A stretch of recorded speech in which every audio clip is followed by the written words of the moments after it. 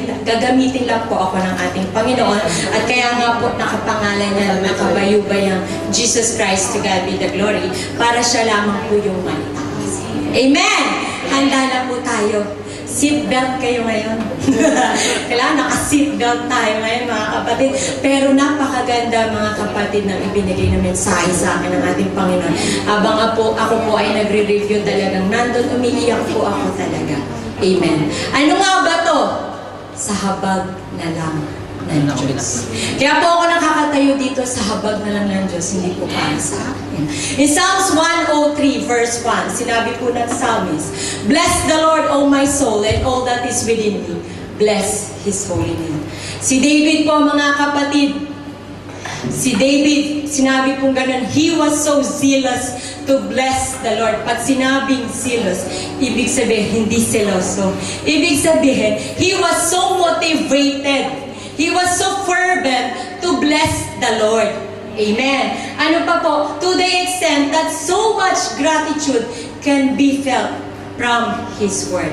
Alam niyo po, kadalasan tayong mga mananampalataya, pag tayo pinagpapala, pag tayo punong-puno yung bulsa natin, mga kapatid, grabing mag-praise the Lord yan. Talagang sumisigaw. At makikita mo pag pinagpala siya ng ating Panginoon, talagang nakangiti. Amen.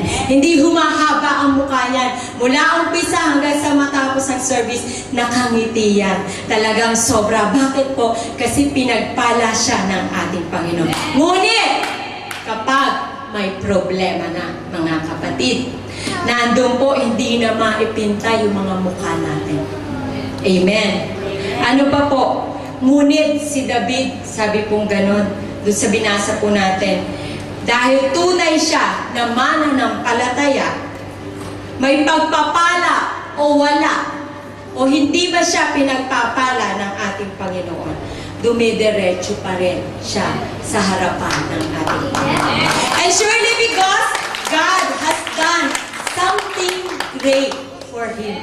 Ang tindi po ng ginawa ni David sa ating Panginoon, which he could and should not forget as long as he lived. Hindi po makakalimutan ni David yan, mga kapatid. Kaya nga po nakapagsulat siya ng Book of Psalms. Bakit? Yung lahat ng kabutihan ng ating Panginoon, isinulat po niya. Yung lahat ng mga pagkakamali rin niya, sinulat rin niya sa Book of Psalms. Ganun po magpuri si David sa ating Panginoon. Ano po ba, mga kapatid? Dahil si David, nauunawaan po niya ang kalooban sa kanya ng ating Panginoon. Kaya nga sabi niya gano'n, hindi niya makakalimutan yung great things na binigay sa kanya ng ating Panginoon. At dahil doon po, mga kapatid, ano po yung great things na sinasabi ni David dito? Sa verse 2, sabi pong gano'n, "Bless the Lord, O my soul, and forget not all His benefits." And David spoke about His benefits, likewise our benefits from God. Amen. Palagi niya binubulay-bulay yung kabutihan ng ating Panginoon. Hindi nawawala sa isip niya yung mga kabutihan sa kanya ng ating Panginoon. Pinagpapala siya o hindi siya pinagpapala, pinagbubulay-bulayan niya yung kabutihan ng ating Panginoon. Gumising siya sa umaga, binubulay niya ang pag-ibig ng ating Panginoon. Hanggang sa matutulog siya, nandun pa rin, binubulay at binubulay day and night. Sabi ko gano'n, kung purihin niya ang ating Panginoon, dahil hindi niya makakalimutan yung mga benepisyo na binibigay sa kanya ng ating Panginoon. Amen. Sa verse 3, ano pa po sabi gano'n? Who forgives all your iniquities, who heals all your diseases, and ano pa po? Sabi pong gano'n, yung mga benepisyo po na yan, kaya hindi niya nakakalimutan. Bagamat nagkakasala po siya, sabi pong gano'n, pinapatawad pa rin siya ng ating Panginoon. Bagamat nandun, mga kapatid, talagang luluray-luray na po siya, mga kapatid. Minsan nagkakasakit siya.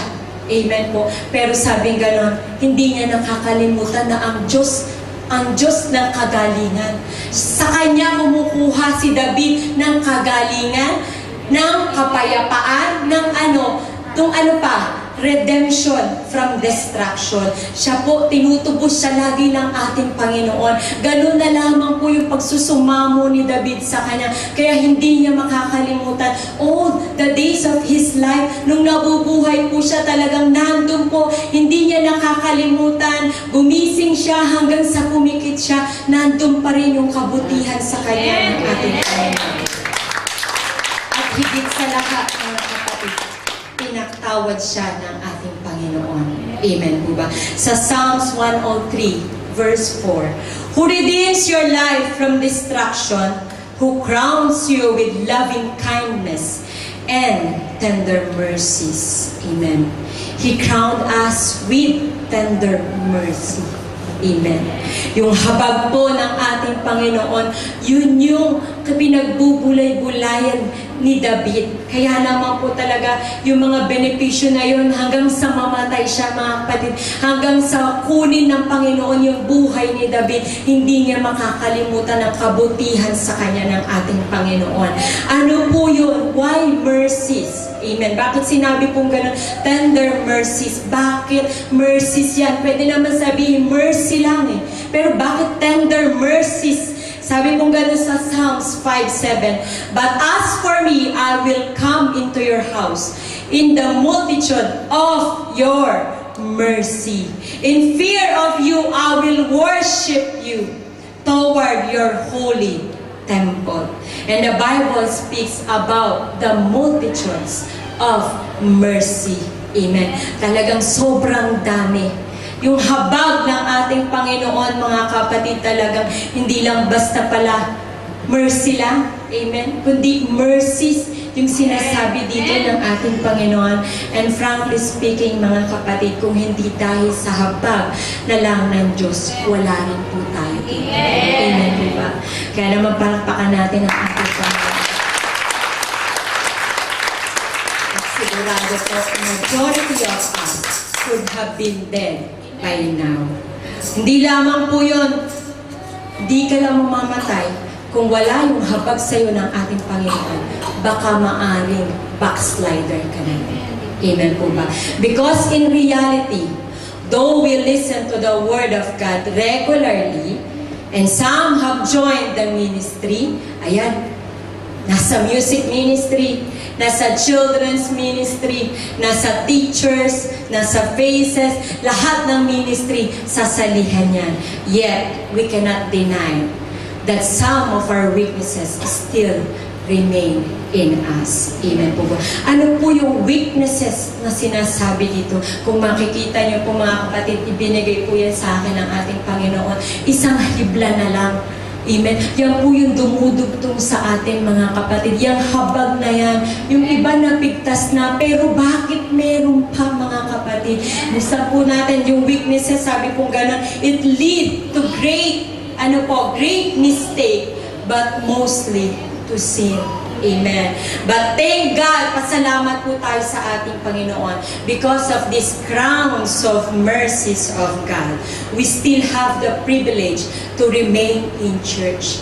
Nakakapagpuri pa tayo, nakakapag-praise the Lord pa tayo, nakakapakinig pa tayo ng salita ng ating Panginoon dahil yan sa habag ng ating Panginoon. Amen po ba? At hindi lamang po yan, mga kapatid, dahil ang Diyos ay banal. Wala pong makakalapit sa ating Panginoon. Amen po ba?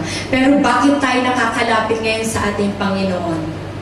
Bakit nandun po, sa kabila na nagkakasala tayo, sa kabila ng mga kahinaan natin, nandun pa rin yung habag ng ating Panginoon. Sabi pong ganun, there are two great reasons that Christians are unaware of. Amen. Bakit tayo nakakalapit sa ating Panginoon? Bakit pa tayo kinakahabagan ng ating Panginoon? Sabi po yan sa Romans 6:23. For the wages of sin is death, but the gift of God is eternal life in Christ Jesus, our Lord. Amen. Pwede naman po, amen. Kasi, sabi nga gano'n, it is either spiritual death or physical death. Ano po yung spiritual na mamamatay sa atin at saka yung physical na mamamatay sa atin. Kasi po tayo, patay sa spiritual dahil lahat tayo ay patungo sa impyerno. Lahat po tayo, nung hindi pa po tayo tinatawag ng ating Panginoon, alam ng Diyos na marupok ang tao. Alam ng Diyos na ang mga kaluluwa po natin patungo na lamang po sa kaaway, patungo sa impyerno. Pero dahil po sa mabuting balita, dahil po sa kaligtasan ng ating Panginoon, tayo ay nabigyan ng pagkakataon na na mabuhay muli sa piling ng Diyos. Amen. Hindi po dahil sa atin. Kaya tayo narito dahil habag na lang ng Diyos. Amen po. Sinabi po sa Galatians 6:7, nasusundan niyo pa po ba? Do not be deceived, God is not mocked. For whatever a man sows, that he will also reap. Kung ano daw po yung itinanim mo, siya rin yung aanihin mo. Amen. Ngunit ngayon dahil sa habag ng ating Panginoon, kung lahat po tayo mga kapatid, nandun talaga, nagkakasala. Lahat po tayo makasalanan. Lahat tayo may kahinaan. Amen po ba?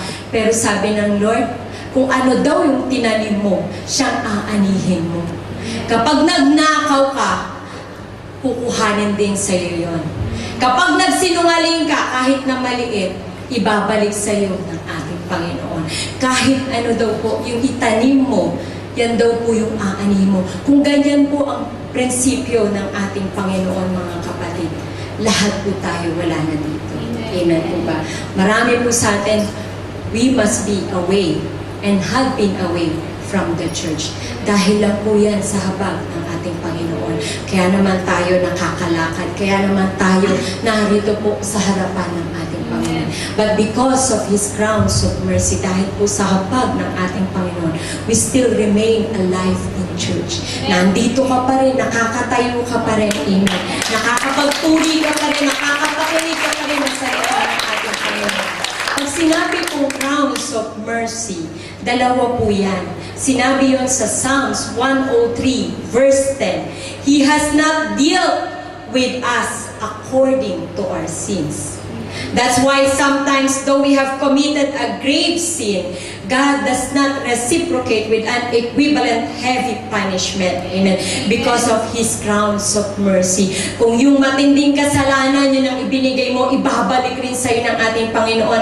Pero sabi nga, hindi daw na tumitingin ang ating Panginoon sa ganon. Ano pa po, sometimes some of us are involved in sin that only death becomes the supposed consequence. Maaari po maging death penalty. Nandiyan na po, isa po tayo dyan sa kamatayan, susungkitin po tayo dahil po doon sa mga kasalanan na ginagawa natin sa ating Panginoon, dahil po doon sa mga kamalian na ginagawa po sa atin ng ating Panginoon, pwede po tayong patayin ng ating Panginoon. Amen po ba? But instead of death penalty, sabi pong ganon, Romans chapter 2 verse 4, or do you despise the riches of His goodness, forbearance, and long-suffering, not knowing that the goodness of God leads you to repentance. Instead of death, what we gain is the goodness of God in order for us to lead us to repentance. Sinabi po ng ating Panginoon yan, because of the crowns of mercies of God. Amen. And as a matter of fact, mga kapatid, we should be the one who receive the crown of thorns. Siya po dapat, hindi po sa Kanya yan, mga kapatid. Dapat sa atin yung mga thorns na yan, yung mga pasakit na yan, yung mga talagang persecute sa ating Panginoon. Dapat tayo po yung nakakatanggap niyan, hindi ang ating Panginoon. Pero bakit po ganon? Dahil po ang ating Panginoon, sabi pong ganon, Jesus Christ willingly bore it that we may be able to receive the crowns of mercy, mga kapatid. Dahil po sa mga kasalanan natin, dahil nga po sa tindi ng pag-ibig ng ating Panginoon, kaya siya na lang yung umako, siya na lang po yung nagpapatay sa krus ng Kalbaryo. Bakit po? For Him who was sinless, the crown of thorns was given, but for us who were sinners before the crown of mercy. Nakita niyo yung mga kasalanan na yan, mga kapatid, binuhat lahat ng ating Panginoon at dinala doon. Hindi lamang basta buhat yun, mga kapatid. Kung napanood niyo po yung Passion of Christ, mga kapatid, talagang hindi lang basta niya binuhat yun, mga kapatid. Yung mga pasakit, mga kapatid, bago siya makarating sa cross of Calvary, nandun po, tinurunahan siya ng tinik, talagang dinuraan po siya, mga kapatid, sinipa siya, tinadyakan siya, pero Diyos siya. Pero bakit po nagkaganon? Sabi nga, dahil sa habag ng ating Panginoon. Yung crown of mercy na yun, mga kapatid, siya po ang pumako nun, mga kapatid, dahil po yan sa pag-ibig ng ating Panginoon. Amen. Ang tanong po dito, why is God filled with mercy? Bakit punong-puno ng habag at awa pa rin ang ating Panginoon? Sa kabila ng mga kasalanan po natin, sa kabila ng mga pagkakamali po natin, sa kabila ng mga patagong kasalanan na ginagawa po natin, bakit nandun pa rin yung habag sa atin ng ating Panginoon? Sa Hebrews 4:16, sabi pong ganon, let us therefore come boldly to the throne of grace, that we may obtain the mercy and find grace to help in time of need. So, sinabi po kasi dyan, yung throne of grace. Yung throne of grace na yun, may binanggit rin po sa Old Testament. Sa Exodus chapter 25, verse 21. Sabi pong ganun. You shall put the mercy seat. You shall put the mercy seat on top of the ark. And in the ark, you shall put the testimony that I will give you. Bakit ang tindi ng habag ng ating Panginoon, mga kapatid? Sa kabila ng hindi na tayo sumusunod, pero nandun pa rin pinagpapala pa rin tayo. Sa kabila, mga kapatid, na nandun tinutulak tayo ng ating Panginoon sa gawain niya, pero nandun pa rin nakakapakinig ka pa rin ng salita. Sa kabila ng mga kahinaan mo, bakit narito ka pa rin? Amen. Because of that crown of mercy. Pag sinabi po, mga kapatid, sa mercy seat, yung mercy seat po na yan, ayan po yan. Yung po yung luklukan ng awa in the Old Testament. At yung pong sinasabing mercy na yun, yung po yung throne of grace in the New Testament. Para mas maunawaan po natin, i-illustrate ko lamang po sa inyo. Pag sinabing mercy seat, mga kapatid, kuha po tayo ng silya.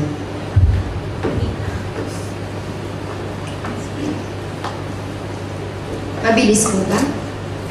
Mabilis ako mo.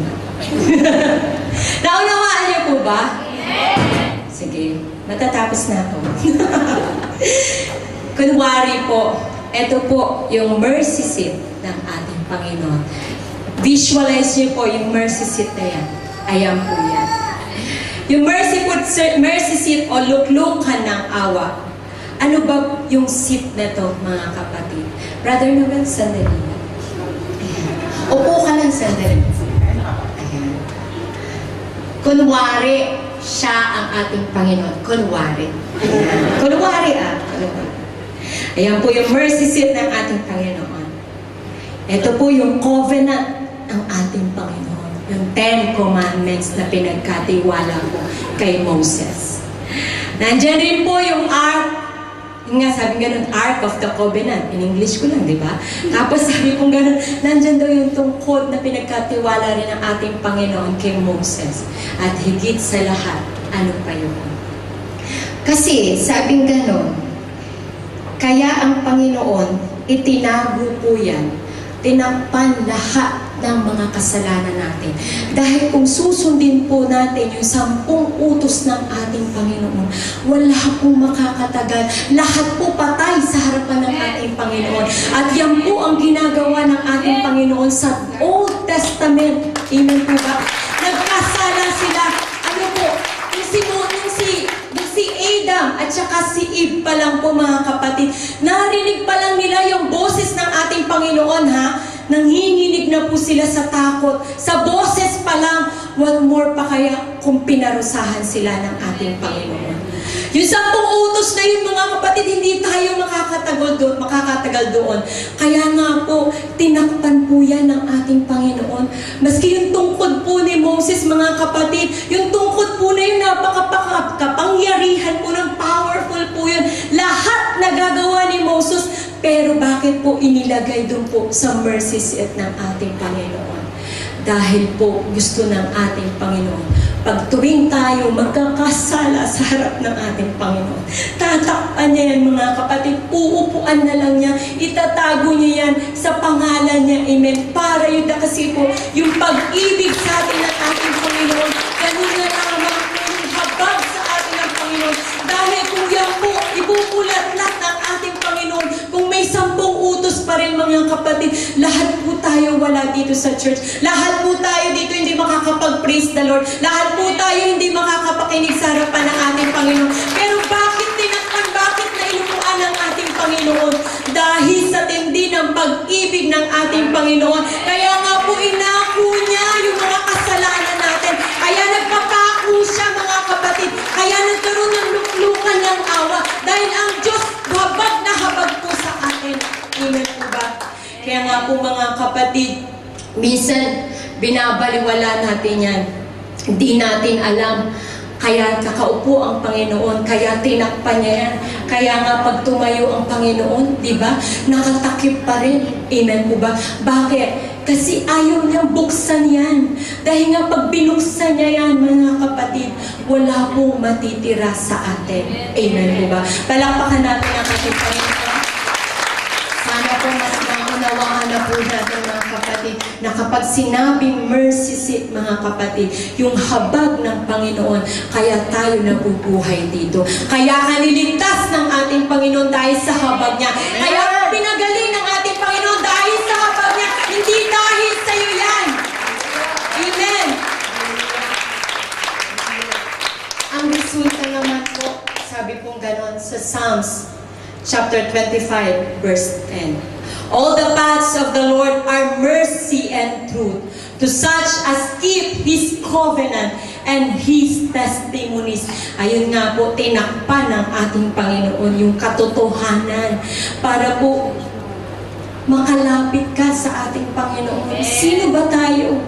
Amen po ba? Sa Psalms 23, verse 6, sabi pong ganun, surely goodness and mercy shall follow me and all the days of my life, and I will dwell in the house of the Lord forever. Bakit po, mga kapatid? Bakit kailangan takpan pa ng ating Panginoon? Kung tutuusin, pwede naman yun eh. Pwede niyang bulat-lat. Ginawa nga ng ating Panginoon yan eh. Nung bago sila Moses ay tumawid sa dagat, mga kapatid, binigay nga sa kanya yung utos ng ating Panginoon. Pero bakit itinago ng ating Panginoon? Psalms 103, 13 to 14. Sabi kong ganon, as a father pities his children, so the Lord pities those who fear Him. Basahin po natin sa Tagalog para mas maunawaan natin at para mas manamnam natin ng mabuti yung habag ng ating Panginoon. Psalms 103 verse 13 sa Tagalog. Kung paano nahahabag ang ama sa kanya, ang ama sa anak niya, gayon siya nahahabag sa may takot sa kanya. Verse 14, sabi pong ganon, for He knows our praying. He remembers that we are dust. Amen. Alam niya na alabok yaong ating pinagmulan. Alabok lang po tayo. Hindi po tayo basta ganito lang na pinanganak ng ganito. May pinagmulan po tayo. Amen po ba? Sabi pang ganun, alam niyang babalik din sa alabok kung mamamatay. Wala pong namatay, mga kapatid, na buo pa rin yung katawan niya. Kung may makita po kayong ganun, mga kapatid, alien po yun. Hindi po yung tao. Hindi yun nilalang ng ating Panginoon. Sabi niya kasi, yun nilalang daw niya, kinreate niya bilang alabok. Kaya mamamatay rin, mawawala rin bilang alabok. Amen. Ano pa pong sabing ganon dito? Pag sinabi pong ganon, ano muna yung ibig sabihin? Nitong sinabing ganon sa 14, He remembers that we are dust. Sa Job 10:19, balikan muna natin si Job. Remember, I pray that you have made me like clay. Will you turn me into the dust again. Amen. Ibig sabihin po dito mga kapatid, nauunawaan po ng Diyos sa tuwing tayo ay magkakasala, sa tuwing tayo ay magkakamali. Alam ng Diyos, putik lang kasi tayo. Hindi tayo basta tao lang, putik lang tayo. Kaya gano'n na lang yung habag sa atin ng ating Panginoon. Sa tuwing tayo magkakasala sa Kanya, inaalala ng ating Panginoon, ay, pasensya ka na anak, kasi alam ko putik ka. Ano po ba yung putik? Pag sinabing clay, mga kapatid, sabi pong gano'n, yung clay daw, mixture po yan o pag binlend daw po yan, mga kapatid, ng water at saka po putik. Pag sinabi mo, kumuha ka ng lupa, tapos lagyan mo siya ng tubig, mga kapatid, ano pong nangyayari? Di ba sobrang soft niya? Masyadong malambot. Kailangan hawakan mo dahil hindi siya makakatayo mag-isa. Pag sinabing putik, mga kapatid, mahina yan. Kaya nga binabalik ulit yan ng ating Panginoon. Pinoform ka ulit ng ating Panginoon. Ano pa? Pag sinabing putik, mga kapatid, madumi. Alam ng ating Panginoon na madudumi tayo sa harapan ng ating Panginoon. Kaya lang tayo naligtas dahil sa Acts 2:38. Amen. Kaya wala tayong dapat ipagmalaki sa harapan ng ating Panginoon. Dahil itong tao na to, putik lang to sa harapan ng ating Panginoon. Hindi ka pwedeng magmalaki na sabihin mo, matalino ako, magaling ako, maayos ako. Hindi. Kasi bakit? Putik ka. Pag kinuha kita, mamamatay ka rin sa putik, babalik ka rin at babalik. At nandun sinabi nga kung gano'n, mga kapatid, yung putik na yan mahihina. Yung putik na yan madumi. Kaya ang alam ng Diyos, mga kapatid, hindi ka pwedeng parusahan agad. Hindi ka pwedeng patayin ng ating Panginoon dahil siya yung nag-create sa'yo. Dahil ang Diyos matalino. Alam niya yung creation niya, mahina. Alam niya yung creation niya, mahina, madumi, malambot. Amen po ba? Ano pa po? Sabi nga kung ganon, tayo po, mga Christians, mga kapatid, nagiging weak tayo sa pananampalataya. At may tendency na bumalik tayo sa dati nating pagkatao. Alam ng ating Panginoon yan. Yung gluttony, yung anger, alam ng Lord magagalitin ka, alam ng Lord greedy ka, alam ng Lord mahilig ka sa laman, alam ng Lord ma-pride ka, ano pa, walang hindi alam ang ating Panginoon sa iyo. Bakit? Kasi si Jesus Christ yung nag-create sa atin, mga kapatid. Kaya wala kang maitatago sa harapan ng ating Panginoon. Dahil yung putik na yan, siya yung gumawa sa iyo. Amen po ba? Palakpakan natin ang ating Panginoon. Alam rin po niya, mga kapatid, na pag sinabing putik, mga kapatid, sa 2 Peter chapter 2 verse 22, kung magkagayon, nangyari sa kanila ang kawikaang totoo. Bumabalik ang aso sa sarili niyang suka. Meron po ba kayong aso na nakita na kapag sinuka niya, mga kapatid, ay nandun talagang hihimurin pa rin? Amen. May nakita ba kayong baboy? Sabi ganun, at sa paglulublob, sa pusali, ang baboy na nahugasan na. Ang baboy daw kapag hinugasan, pero pag malinis na po yan. Pero once na ibalik mo yan, sa ano tawag doon? Sa koral, mga kapatid. Ano po ang nagiging itsura ng baboy na yan, mga kapatid? Sorry baboy. Sabi nga, ano po yung nagiging itsura ng pig? Ayan. Ay, nagiging itsura ng baboy, mga kapatid. Pag binalik sa koral, nandun po lumulublob pa rin sa putikan. Tuwang-tuwa, mga kapatid, itong mga baboy na to sa putikan. Ganun rin po tayo sa harapan ng ating Panginoon. Alam ng Diyos na pwedeng-pwede tayong bumalik sa old nature natin. Amen po ba? Ano pa po? May tanong po ako dito. Kung nauunawaan po natin ang ating Panginoon, mga kapatid, ilan po ba sa atin dito nangako na sa ating Panginoon? Napakaraming beses, kahit hindi nyo po itaas yung mga kamay ninyo, tinanong ka lang ng ating Panginoon, anong pinangako mo sa akin? Nung sabi mo, magbabago ka na. Sabi mo, hindi na magiging mainitin ang ulo mo, aray Lord. Sabi mo, hindi ka na magiging magalatin, aray Lord. Sabi mo, pinangako mo sa ating Panginoon, hindi ka na magbibisyo, aray Lord. Ilang beses tayo nangako, paulit-ulit tayong nangangako. Isang linggo, 2 linggo, pag binless ka ng Lord, sasabihin mo na naman sa ating Panginoon, Panginoon, pinapangako ko, magbabago po ako. Bless ka ng Lord financially. Panginoon, ibibigay ko po yung ikapu ko. Pero pagdating ng nandito, sinisigaw ng ating pastor. Sabi po gano'n, yung mga ngaral po dito, ibigay daw po natin yung ikapu natin. Nakakalimutan na. Bakit? Kasi hiniisip yung mga kahinaan, ay, pang-shopping ko to, pambili ko to ng sapatos, pambayad ko muna to sa utang kaysa sa ating Panginoon. Alam ko naman, i-bless ako ng ating Panginoon.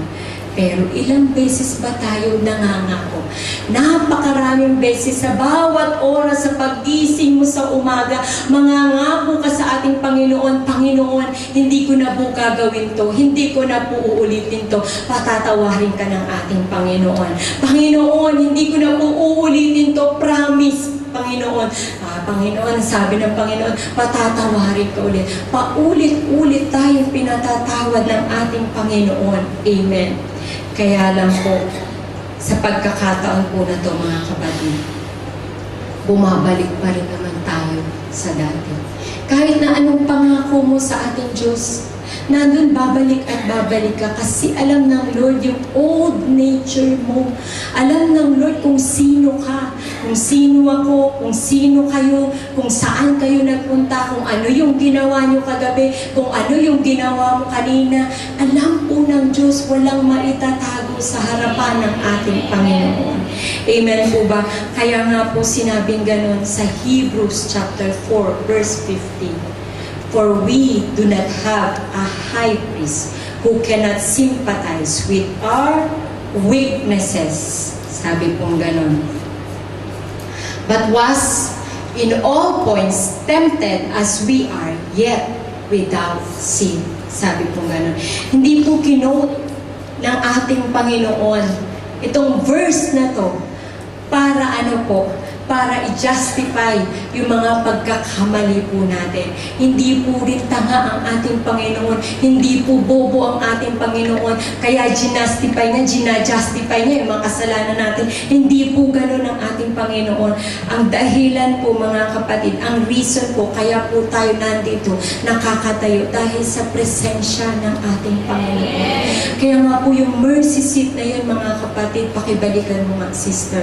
Yung mercy seat po na yun, mga kapatid, kung makikita nyo, mayroon pong liwanag sa gitna. Kaya ka nakakaupo dahil sa liwanag na yan, dahil sa presensya ng ating Panginoon. Pero kung wala yung presensya ng ating Panginoon, wala ka, bagsak ka sa harapan ng ating Panginoon. Kung wala yung presensya ng ating Panginoon, hindi ka makakarating dito. Pero bakit narito ka pa rin? Dahil nga po yan sa mercy seat o sa crowns of mercies ng ating Panginoon. Amen po ba? In spite of our weaknesses, nandun po.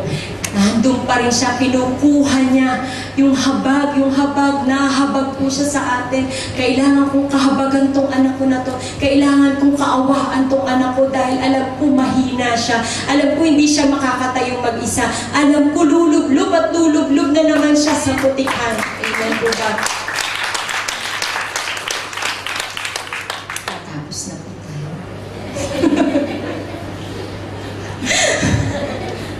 Naunawaan po ba natin? Amen! Sana po naunawaan talaga natin. Dahil talagang mabilis po akong magsalita. Pag hindi ko po binilisan, mga kapatid, lalo po akong magsisisigaw dito. Amen. Ngayon nga, sabi ng gano'n. mga natutulong dyan, mga kapatid. Gumising naman kayo. Amen. Habang dala ng Diyos, kaya ka narito. Amen! Bakit ka matutulog? Amen. Kung matutulog ka nga, sabi nga ganun, punta ka na lang sa bahay. Amen. Hindi ka pa nagsayang ng pera. Amen. Dahil sa habag yan ng Diyos. Pasensya na po. Dami-dami po. Pero hindi po ako nagagalit, mga kapatid.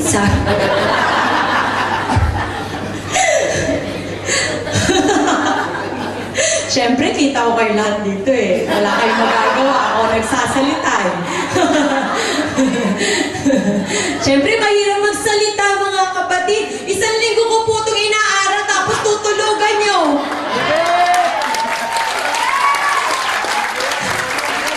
Isang linggo ko po itong pinagpa-fasting, mga kapatid. Araw-araw ko itong pinagpa-fasting, mga kapatid. Yung makatayo lamang po dito habang nalagay ng Diyos. Kasi ako hindi ko po kaya, mga kapatid. Pag malapit na yung oras, nag-aaway kami ni Pastor. Huwag mo akong istorbohin. Hindi ako makapag-aral. Tapos tutulugan niyo po. Mahirap po magsalita dito. Siyempre, pasensya na talaga. Habang lang talaga ng Diyos. Pero kailangan mo ipasabi ng Panginoon eh. Para po, yung habag ng Diyos, sa susunod po na magpunta po kayo dito, alive, alert, and enthusiastic. Amen. Hindi na kayo naantok. Susunod po, mga kapatid. Doon po sa reception, kinatatayuan ni Sister Erica. Ayan. Maglalagay po kami ng toothpick dyan. Alam niyo na po kung para saan yung toothpick. Sabihin mo, sa habag to ng Diyos. Kaya ilalagay. Sa habag to ng Diyos. Ayokong pumikit. Gusto ko tumina talaga. Sa habag ng Diyos, pag hindi ka nakinig, bibili pa ako ng hearing aid dyan. Lalagyan ko po kayo ng mikropono sa tenga. Isa-isa po kayo at bubulyawan kayo ng ating Panginoon. Isipin nyo na lang, sa habag to. Amen po ba? Naunawaan na po natin. Kung ano yung mercy seat. Naunawaan natin na hindi tayo dapat matulog. Amen. Dahil habag yan ng Diyos. Ngayon, tapos na.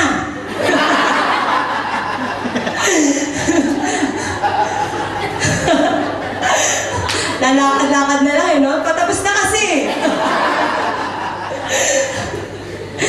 Ayun po, na naunawaan po natin. Amen. Sana bagamat, kasi patindi po talaga eh. Ganun na kinausap tayo, alam ko na-touch po tayo. Pero yung habag ng Lord, hindi niyo po nararamdaman. Kanina umiiyak tayo, ngayon tumatawa tayo.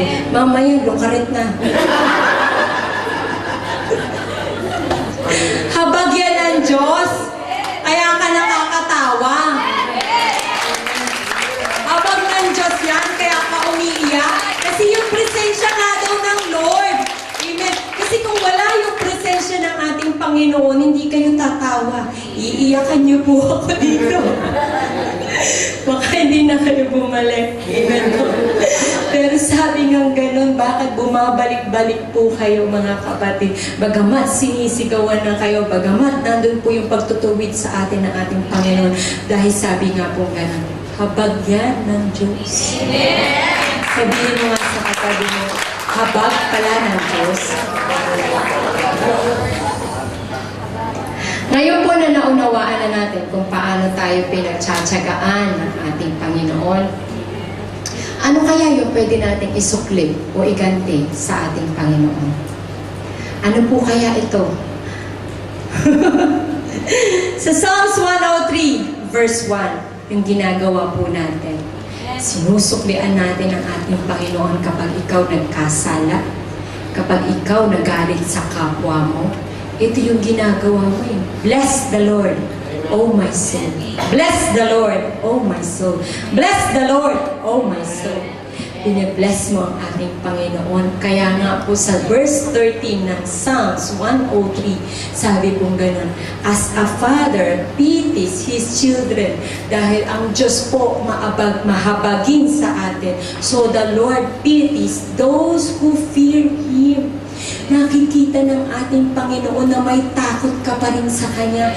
Bagamat may kasalanan ka, bagamat nagkakasala ka, pero bumabalik ka pa rin sa tahanan ng ating Panginoon. Kasi nakita ng Lord yung takot. May takot ka pa rin. Pero alam ng Diyos, magkakasala ko ulit. Pero titignan rin ng Lord, may takot tong anak ko na to. Kaya ito nagkakaganito dahil soft nga ito. Dahil kaya nga ito nagkakaganito dahil weak nga ito. Dahil kaya nga ito nagkakaganito dahil madumi ito. Tinitignan ng Diyos, hindi yung kagandahan mo. Hindi yung kagwapuhan mo. Hindi yung katalinuhan mo, hindi dahil professional ka mga kapatid. Ang tinitignan po ng Diyos, bawat isa sa atin, pagpasok po sa harapan ng ating Panginoon, may takot to. Amen. Kaya nga po yun na lang, yung takot na lang sa ating Panginoon. Kapag yun pa, inalis mo, yung takot na yun mga kapatid, wala ka na. Kaya nga po may inaantok mga kapatid. Kasi nakita ng Lord, may takot pa rin yan.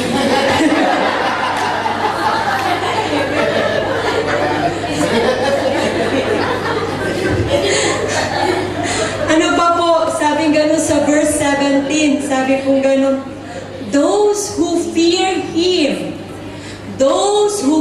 Him, lahat daw po ng mga takot sa ating Panginoon, and His righteousness to children's children. Ano pong ganon? Sabi ganon mga kapatid, ibigay daw po natin yung pinakamataas na papuri sa harapan ng ating Panginoon. Bagamat nagkakasala tayo, yung mga weaknesses na yan, tatakpan natin ang papuri sa ating Panginoon. Yun na lamang. Tapos yun na lang ang igaganti mo sa ating Panginoon. Ayaw mo pang magpuri. Yun na lamang yung igaganti mo sa ating Panginoon. Para ka pang tuod, para ka pang kawayan na wala talagang, tawag dito, walang imik. Walang pakiramdam. Amen. Ano po yung mararamdaman ng ating Panginoon? Na itong anak ko na to, sobrang tigas ng ulo. Itong anak ko na to, ang kulit-kulit. Tapos magpupuri na lang. Sasabihin na lang magpuri sa kataas-taas ang Panginoon.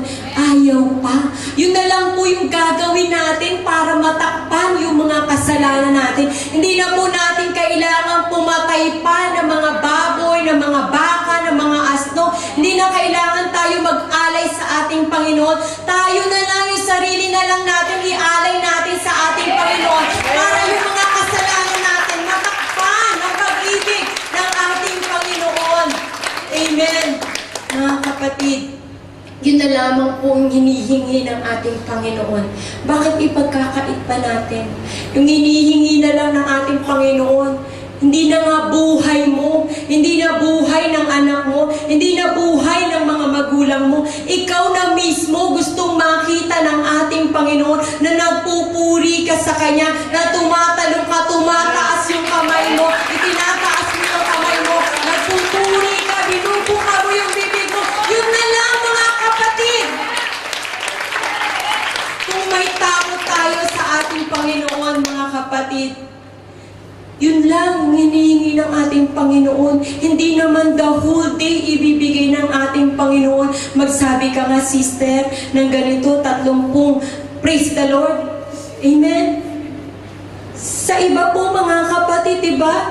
Pag nagkasala sila, tatawag sila ng priest, tatawag sila ng high priest, at ano yung pagpe-praise sa kanila paulit-ulit. Amen.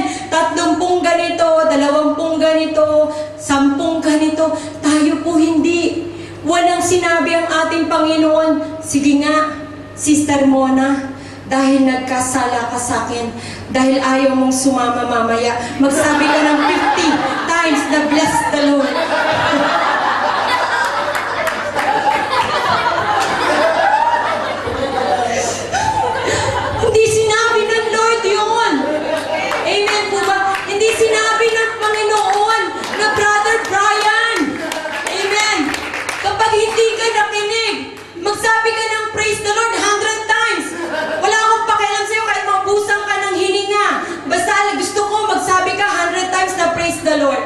Hindi sinabi ng ating Panginoon.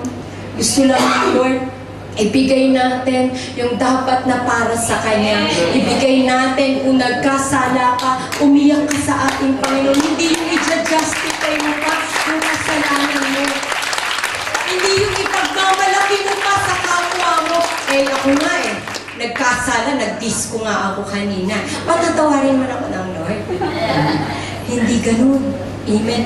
Pag nagkasala ka, gusto ng Lord, anak, bagamat nagkakasala ka, just bless me. Amen. Just bless my soul. Just bless the Lord. Amen. Kaya nga yung mga boses pa natin, mga kapatid, kulang pa yan yung pagsigaw po natin ng praise the Lord. Hindi po yan enough para purihin ang ating Panginoon. Kulang pa yan yung pagsigaw natin, di ba? Kaya nga yung wall of Jericho, mga kapatid, kaya po tumumba yun dahil po binless nila ang ating Panginoon. Dahil po sa tindi ng pagpupuri nila sa ating Panginoon. Tayo rin po, bagamat may pagkakasala tayo, bagamat nato may mga kahinaan tayo, magpuri ka na lang. Bless the Lord! Amen! Let's praise Him! Bless the Lord! Bless the Lord! Bless the Lord! Bless the Lord! Praise the Lord! Praise Jesus! Praise Him! Hallelujah! Praise God! Palakpakan natin ang ating Panginoon. Praise the Lord! Hallelujah! Praise the Lord! Hallelujah! Praise God! Amen. Napakaganda po na share po sa atin ating mga napastora po, mga kapatid. So sana po, mga kapatid, wala na po matutulog para hindi kayo ma-rebuke. Ginalit niyo eh. Ano po ba? Pero kailangan po, mga kapatid, i-praise natin ang ating Panginoon. Amen. Alam niyo po, mga brothers and sisters, sinabi nga sa Mark chapter 15, verse 15. Amen. Si Barabas, pinalaya. Si Jesus, pinako. Amen po ba? Si Barabas, na napakamalupit na kriminal, ang ginawa ng Panginoon, pinalaya po niya. Binigay niya yung habag niya at pag-ibig niya po niya. At pinayagan niya na siya ang patayin kaysa si Barabas. Tayo po yung Barabas na yun. Amen po ba? Ano po ang may gaganti natin sa ating Panginoon? Purihin na lang natin ang ating Amen! Come on, so lift your hands together and praise the Lord. Hallelujah. Praise the Lord. Let's worship the Lord. Hallelujah. Oh, we praise your name, oh Jesus.